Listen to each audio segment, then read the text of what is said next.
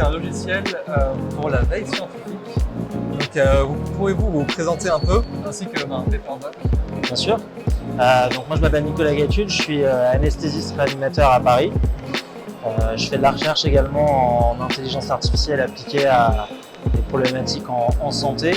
Et j'ai fondé PaperDoc, une idée qui est née pendant mon parcours et dont l'objectif est d'apporter des solutions technologiques à des problématiques que les soignants, professionnels de santé et chercheurs rencontrent au quotidien. Et en l'occurrence, là, on s'attaque effectivement à la veille scientifique.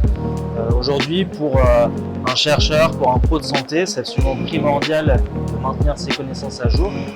Pour ça, il faut lire des publications scientifiques. Le problème, c'est que des publications scientifiques, il y en a beaucoup, qui sont publiées chaque semaine, chaque mois, que ça prend du temps de les lire, et que parallèlement, il faut s'occuper des patients, des tâches administratives, il y a des gardes fatigantes, etc. etc.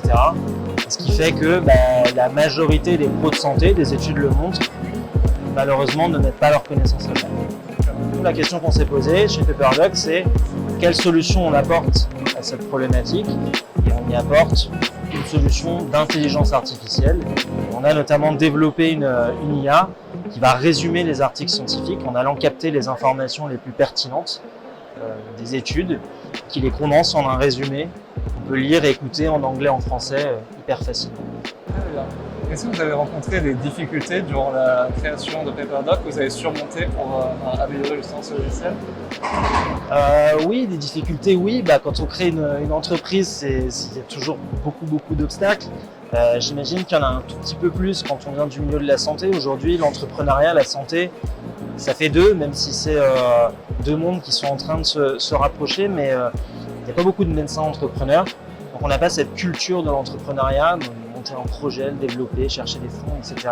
Assembler une équipe, c'est paradoxalement des choses qu'on ne fait pas. Je dis paradoxalement parce que en mettant les deux en parallèle, on s'aperçoit qu'il y a beaucoup de similitudes entre l'entrepreneuriat et la recherche.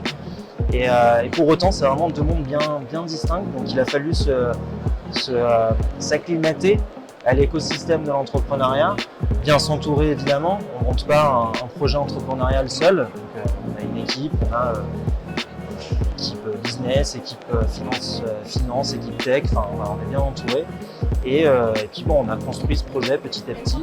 Et maintenant on le diffuse. On a pas mal de partenaires dans le secteur de la santé que je remercie encore aujourd'hui, qui nous soutiennent, une communauté qui fait que de grandir. Près de 10 000 utilisateurs et utilisatrices. Voilà, mais il y a tous les jours des nouveaux défis. Mais on est là pour les relever. Et qu'attendez-vous de votre présence à Santexpo aujourd'hui? Deux choses. Numéro un, être vu, être visible. Notre objectif, nous voilà, on est une jeune start-up.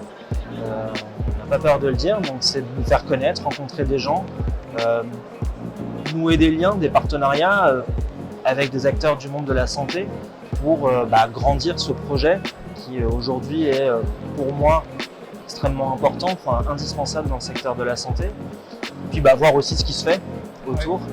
Je suis de nature assez curieuse et j'aime bien voir les startups, les jeunes entreprises ou les plus grosses entreprises qui innovent constamment. Et puis les petits biomèdes, les Polytech Lyon, pour rencontrer des gens aussi. C'est ça qu'on vient faire. D'accord.